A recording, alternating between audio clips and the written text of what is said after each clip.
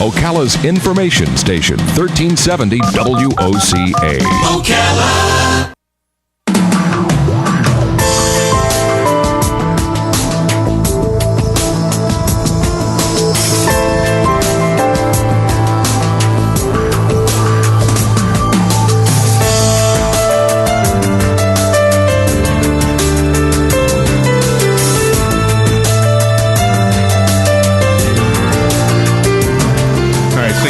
After 10 o'clock, thank you for tuning in this Tuesday morning. And Robert, I know you are a voracious reader.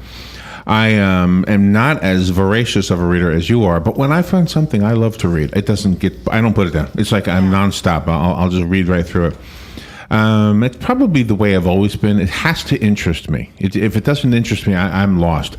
And you know what I do? I don't know if other people do this, but I will read the words, get to the end of the page or whatever, and have no idea what I read. It's like my eyes are reading the words, my brain is saying them, I guess, inside of my head, but the other part of my brain is thinking about something else. Mm-hmm. Unless I really, really enjoy reading something. The one thing I was wondering about, because obviously you and I are people who learned to read, I guess in the 50s and 60s is how far we go back. Okay. Yes, we do. So, I mean, as far as your first learning of words had to be late 50s or early 60s, right? So when we were kids, do you know what I remember as a kid, though? I know this may sound absurd, but I can remember watching like Saturday morning TV, whatever, where they would have the subtitles, because some of the stuff that they showed on TV was still from the old silent. I know that sounds weird, but I remember this. No, it's true. And I remember my teacher, when I was a kid, saying, how many of you want to learn how to read? And I raised my hand, and she said, well, why? Why do you want to learn how to read? And I said, I want to be able to read what it says under the... whatever it was, Little Rascals or whatever it was. Right? Yeah. Okay, so fast forward to now. I wonder what the children today have as an incentive to read. Mm-hmm. I mean, all these things on the internet are readable, but at the same time, you push a button, it'll read to you. Yeah. But yet texting is so popular. It's weird that they don't phone as much as they text. So I'm confused. Susan Hammond might have the answer for us. She is a veteran teacher working with middle school students. She traveled the world to witness the challenges and experiences that universally are shared by teenagers. And her book is called Hope: Why Parents Need to Keep Their Middle School Sons Reading and Engaged in School. And we'll find out why she focuses on the boys. Good morning, Susan. How are you? Good morning, Florida. Hi, and Larry. And Robin. Pardon me, Robin. Where are you? Where are you calling from? Beg your pardon? Where are you? I'm I'm a veteran teacher, and if you go, Larry, I'm glad you said what you said, because if you go out and ask grown-up men now if they like to read, they'll tell you either they will be happy to read anything they're interested in, or they don't read at all, and they are finding that it's not as much fun if you can't read. And that's the problem, is with middle school kids, especially boys, if they're not given things to read that are very interesting to them, they won't read.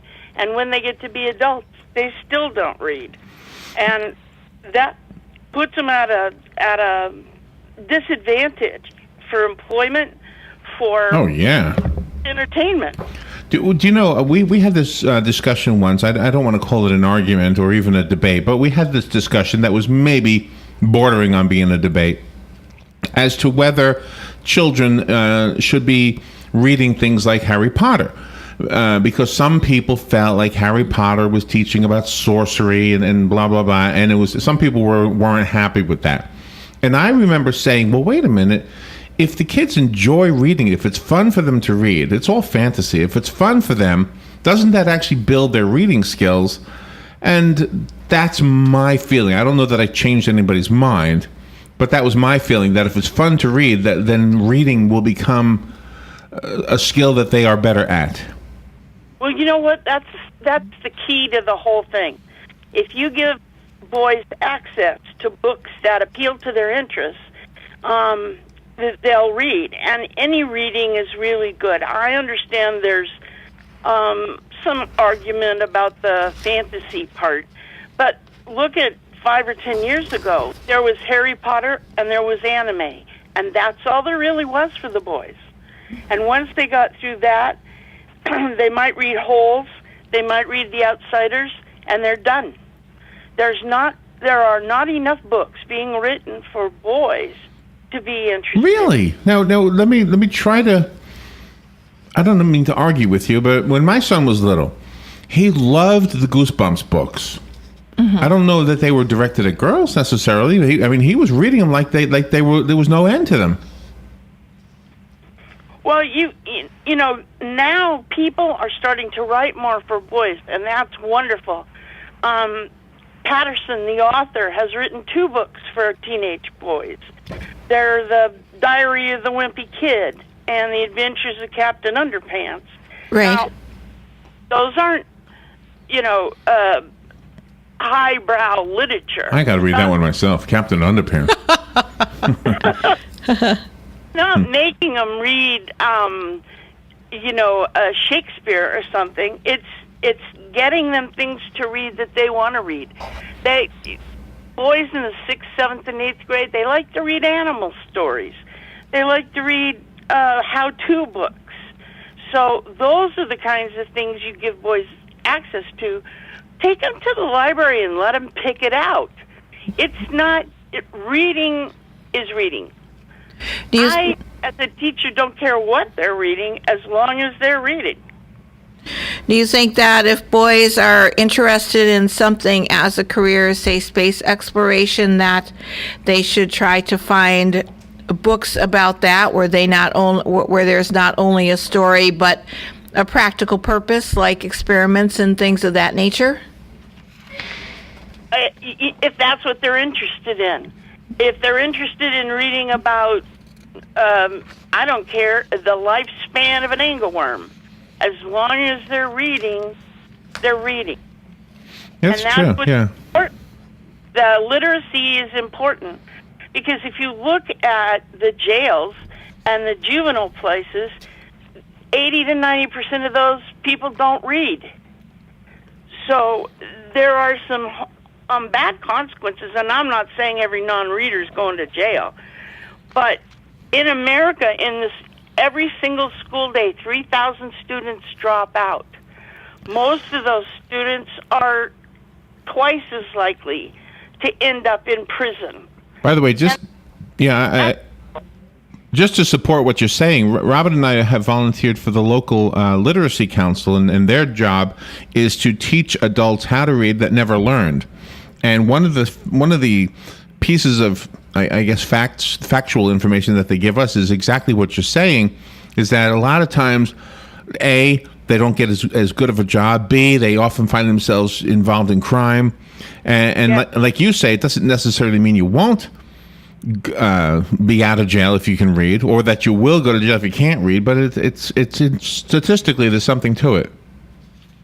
There is, and if we could increase the graduation rate and have 5% fewer students drop out over the course of the year, we would save $4.9 billion in crime-related costs. Wow. Susan, we need to take a little break for the weather, etc., so just hang in there and we'll be right back. I want to find out more about what's in the book. The book is called Hope. It is written by our guest, Susan Hammond, and we'll be right back. The weather is brought to you by myfwc.com. Safe boating is no accident. A flood watch is in effect through this evening. Some clouds and some sun today with a couple of drenching showers and thunderstorms around. Most widespread this afternoon and this evening. The high 82 to 86. Partly cloudy later tonight, though 70 to 74. Some sunshine tomorrow with a couple of showers and thunderstorms. Heaviest in the afternoon, high 83 to 87. Thursday, partly sunny with a shower or thunderstorm in spots, high 84 to 88. From the Florida Weather Center, I'm Joe Bunbury. Hi, Danny Warfel here. Get moving with Florida Credit Union's fast and easy loan approval process. Let Florida Credit Union start up a new car loan for you today. No more waiting, hassles, or stop signs. You can even apply online. With a strong financial team behind you, you can enjoy great rates and fast approvals. It's all about personalized service and a streamlined process. Florida Credit Union, connecting your money to your life. You've got a garden and we've got a show for you called You've Got a Garden with your host, Master Gardener Carol Ann Baldwin. Carol Ann answers your questions about your flowers, your veggies, your grass, your trees, even questions about your bugs. And she's only on WOCA, so don't miss Carol Ann Baldwin and You've Got a Garden each Tuesday from 9 a.m. to 10 a.m. right here on WOCA The Source. News Talk 1370. WOCA invites you to discover your full business potential. News Talk Radio is the perfect environment for your advertising. WOCA's News Talk format pinpoints information-hungry, better educated, high-income adults. So use us to talk to them. Call 732-8000. 732-8000. We're Ocala News Talk Radio. News Talk 1370 WOCA. Hey, I'm Gary. And I'm Eric. Did you know that Red Eye Radio is on WOCA The Source every night from 2 to 6 a.m. and it's live? That's right. No tape shows here. We know that the news doesn't sleep. And neither do we. So we're here with you live from 2 till 6 a.m. every weekday. Call us 866-90-RED-EYE. So join me, Gary McNamara. And me, Eric Harley, every weeknight to discuss the latest in news and entertainment. Right here on WOCA The Source. Hey, Matt, I know Sunrise Automotive does auto stuff, but I need some tires for my truck. Can you recommend someone? Yes, I can. We do that. No, I mean, I need them installed and balanced and all that. Yep, we do that. Well, my son needed his windows tinted. Yep, we do that. I need my seat replaced. Yep, we do that too. I need a new roof line, and a new spoiler, and a new trunk. We can even do that too. Okay, I get it. I suppose you can also do a radio show too, huh? Well, as a matter of fact, join me every Monday at 10 for auto repair with personal care here on The Source. Of course you do. You're listening to WOCA, Ocala. All right, thank you. 12 minutes before 11 o'clock. Thank you for tuning in. We are talking about teaching children how to read and encouraging boys to read specifically. Susan Hammond is on the phone. She is a veteran teacher. She works with children, middle school students, and her book is called Hope. Now, the question I wanted to ask was, we haven't really talked about the book itself. The book is a novel, and it deals with war a little bit, which might be of interest to boys. I don't know. I mean, it seems like that's the video games they play, are war-based video games. I don't know if that says anything about us or not. Susan, did you write the book especially for boys? I did. I wrote it especially for middle school boys. I don't seem to be keeping them as the only ones that are reading it, but and the girls like it too. But I wrote it for middle school boys. I wrote it with lots of adventure and lots of action, so it would be something that they would like. But there's no sex, drugs, or rock and roll in it. It's very family friendly, and I wrote it that way so boys would have a chance to pick it up and get a charge out of the Native Americans in there, the fire, the flood, the birth, the death, and come out of there with an adventure story based on fact. And I'm a very sneaky person as well. I integrated 100 SAT vocabulary words in. Wow. I had a feeling you did something like that. And this is, you said you based it on one of the battles during the Spanish-American War? Well, it's been a great book, and there are many others out there that are just coming on the market, especially for boys. And I'm trying to keep it as family-friendly as possible because I don't think boys want as much of the romance and things as girls do at that age. No, I think you're right. One little boy walked up to me at a convention where I was signing books, and he was in the 8th grade, so he was perfect. And I said, "Oh, great, you're perfect. You want one of these books?" He said, "I don't know." I said, "Well, I have Indians, yeah. I have a fire, yeah. I have a flood, yeah. But I have the Mexican-American War." He said, "Lady, do you have any kissing?" Oh. Really? Oh, gosh. I don't have any kissing. Well, you're 12 then, right? Susan, where are you right now? Are you in Montana? And that's, he took the book, by the way. Okay. Where are you? Where are you calling from? Yeah, boys, Can you hear me? Get into their hands. You have to get things that they like. Yeah. Susan, can you hear me? Just like you, they float off into the netherworld. Yeah, I do that a lot. Feels to them. Susan, where are you? Where am I? Yeah. I'm in San Diego. Oh, in San Diego. Okay. Wow, thank you for getting up early to be with us. It says here, did you grow up in Montana? I did grow up in Montana. Fishing and horseback riding and having just a wonderful life. And I was, unfortunately for you there, I was an avid reader. I read with a flashlight under my sheets at night. Why is that unfortunate for me? I beg your pardon? Why is that? You said unfortunately for you. Why is that unfortunate for me? Well, because you were saying you're not exactly an avid reader unless you're interested in it. But I really think that's true for anyone. Oh, okay. Well, yeah, that's true. Mm-hmm. Well, we read a lot for this show because we talk to a lot of different authors. So I do read a lot of stuff that I might not have picked up on my own. That's probably true a lot of times. But because I'm forced to read stuff I'm not really interested in, I get a little hint of an idea of what it's about, and then guess what happens? I become interested. Sure. Yeah. And if you were a student, it sounds to me like, if you were one of my students, it sounds to me like you're better off with something that interests you, and then don't make you write a book report. Have you illustrate the concept.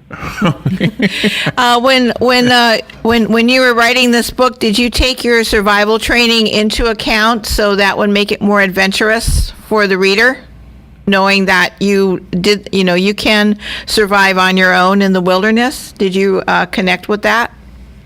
Yes. Yeah, very much so. I think it's I've got kids in and I'm retired actually right now, but I've got kids in and out of my house all the time thanks to the internet. And I got kids in here asking me about reading and asking the kids that went on to the colleges. They come in still with problems of reading. So I don't think we're at the solution yet. I think the more parents can do early on to surround their kids with materials, even magazines, things they can read that are beyond the anime kind of things, right, the better off they're going to be in their lives. Your character, Cookie, is a pretty insightful character, especially when he's having the conversation with the young girl about trying to hide herself, to pretend she's a boy. And that's been a good topic for a long time. Look at all the movies that relate to that story. Yeah, it's survival you have in your novel here. Susan, tell us why the book is called Hope. She has to disguise herself as a boy because the way she finds to get to San Diego to look for her father is with an army battalion, and of course they're a real target for the Native Americans and the renegade soldiers that are roaming around in the prairie. So she can't do it as a girl, and her work is hard. She washes dishes, so she has to have on pants and a hat and have her long hair up under because she can't afford to be flouncing around there in dresses. Plus, I don't know how much camping everybody's done. It's real hard to stay clean. Yeah, it's true. I noticed that about camping. So how long has the book been out? Beg your pardon? How long has the book been out? The book's out now. Okay, and have you had any feedback from your audience, from your readers? I've gotten a lot of feedback, and it's all been positive. Good. Except for one man on the radio said to me, I'm not going to take the time to get books they like. I'm just going to get them books, and if they don't like them, I'll hit them on the head. Oh my God! Who would say that? Who said that? A radio host? I'm thinking to myself, man, you better watch out. Those kids are getting bigger.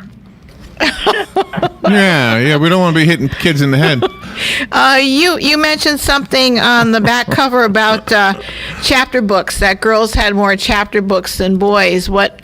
Can you explain that sentence to me, please?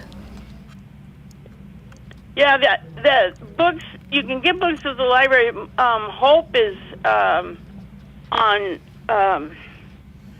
Amazon and a few other, Barnes & Noble and a few other.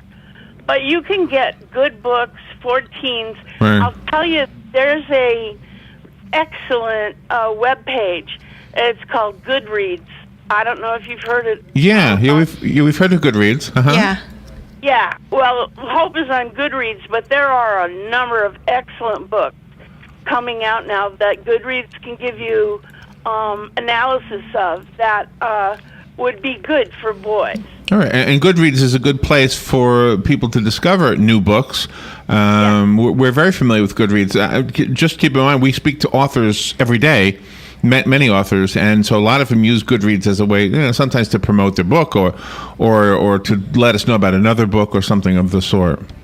Right. Well, if parents don't know where to get what kind of books, Goodreads is a good place to start. Is this novel like the first of a series of historical novels that you're compiling?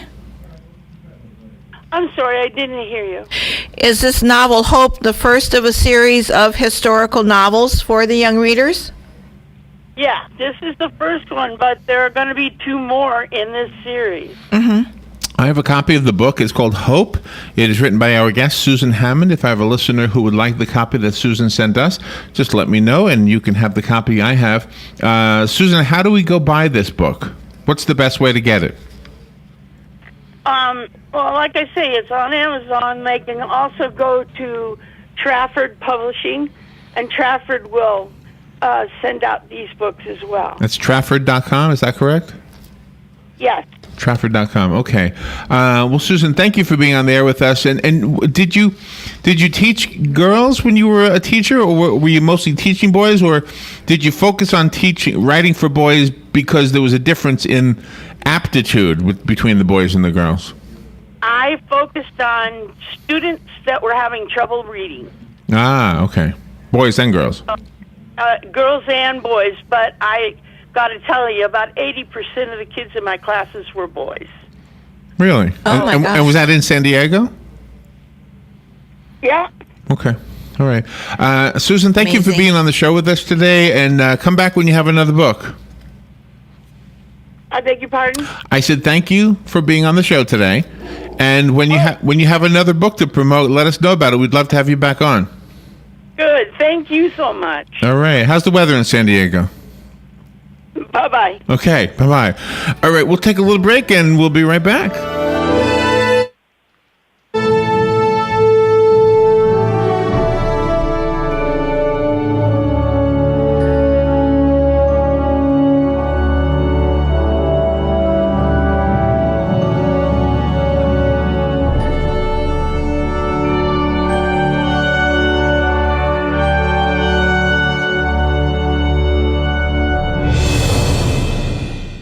Broadcasting from the Paddock Mall Studios, this is WOCA, Ocala, Gainesville, The Villages, 1370 AM, 96.3 FM, The Source. Hello? Can you hear me? Fox News Radio, I'm Lillian Wu. A House committee expecting some answers from the director of the Secret Service this morning after new information about a recent breach at the White House. It's been revealed Omar Gonzalez made it farther inside the White House than originally thought. Fox Radio's Rachel Sutherland. Lawmakers want to know how Gonzalez was able to overpower a Secret Service agent and make it through the East Room before he was finally stopped just outside the Green Room, which overlooks the South Lawn. Pearson will also face questions about the Secret Service's security protocols. The U.S. and Afghanistan sign a security pact allowing our forces to stay in the country past the end of the year. And police say the body of an Arkansas real estate agent who disappeared Thursday has been found in a shallow grave at a concrete company. Authorities say charges will be upgraded to capital murder against the man arrested on suspicion of kidnapping Beverly Carter. Fox News. We report, you decide. Let's get down to business. You don't travel too often for work, but when you do, you want to stay where you know you'll be taken care of. That's where Choice Hotels comes in. We have everything you need to keep you on top of your game, like free hot breakfast for that much-needed morning boost, free internet to keep you in